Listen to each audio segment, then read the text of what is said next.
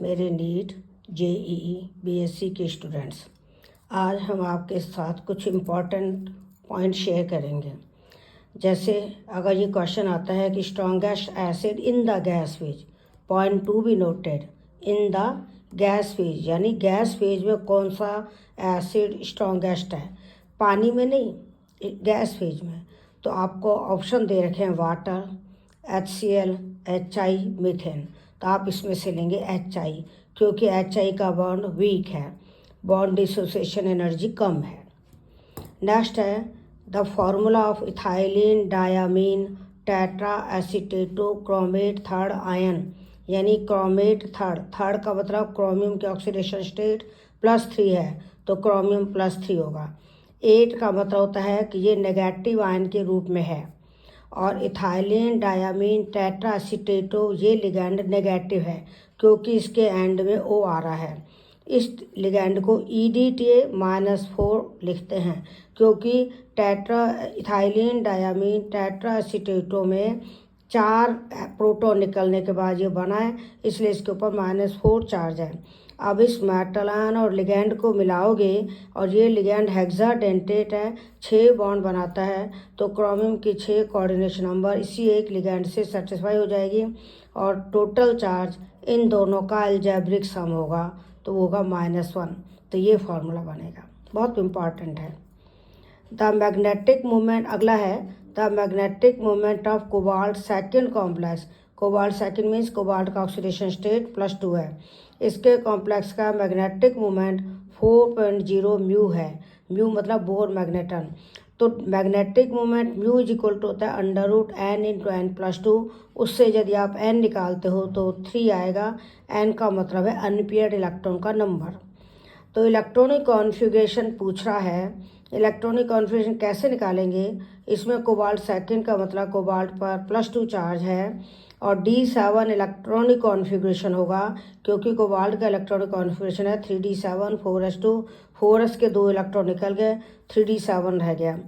अब चूंकि जो ऑक्टाहेड्रल कॉम्प्लेक्स है इसीलिए जो 5d ऑर्बिटल्स हैं वो 2 भागों में बढ़ते हैं, T2g and Eg। T2g ट्रिपली degenerate यानी 3 ऑर्बिटल्स हैं लोअर एनर्जी के, Eg डबली डिजेनरेट 2 ऑर्बिटल्स हैं हायर एनर्जी के। तो 7 इलेक्ट्रॉन जब आप भरोगे तो मैग्नेटिक मूवमेंट 4.0 बोर मैग्नेटन है, इसका मतलब 7 इलेक्ट्रॉन भरोगे तो इस तरह भरना कि 3 अनपेयर्ड इलेक्ट्रॉन आ जाएं।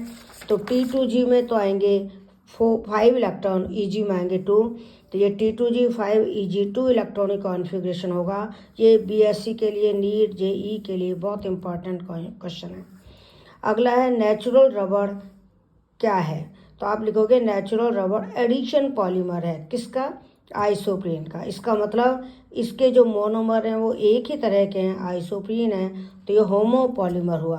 तो ध्यान देना, नेचुरल रबड़ केवल आइसोप्रीन का पॉलीमर है तो इसको कहेंगे होमो पॉलीमर। और ये आइसोप्रीन का एडिशन पॉलीमर है, यानी बहुत सारे आइसोप्रीन, ये आइसोप्रीन मॉलिक्यूल है 2-मिथाइल 1,3 बीटाडाइन, इसको आइसोप्रीन कहते हैं।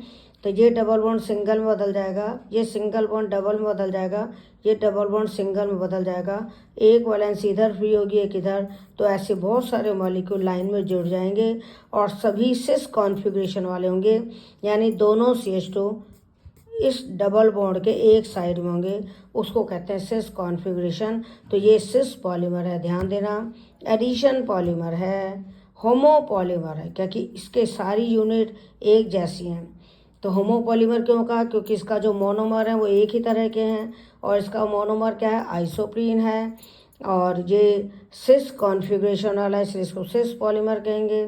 ये होमो पॉलीमर है, एडिशन पॉलीमर है, थर्मोप्लास्टिक है। थर्मोप्लास्टिक मतलब जो गर्म करने पे पिघल जाता है, चिपचिपा हो जाता है, जबकि जो थर्मोसेटिंग है वो गर्म करने पर चिपचिपा नहीं होता।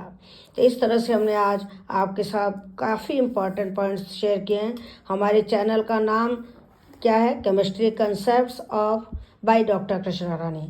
तो केमिस्ट्री कंसेप्ट्स यानी हमने कोशिश की है कि आपको मैक्सिमम कंसेप्ट्स मिल जाएं, इसीलिए हम आपको काफ़ी सारे वीडियो क्वेश्चंस के रूप में शेयर करते हैं। आप इन्हें पढ़िए, बहुत इंपॉर्टेंट है। कोई दिक्कत आए तो कमेंट में लिखना।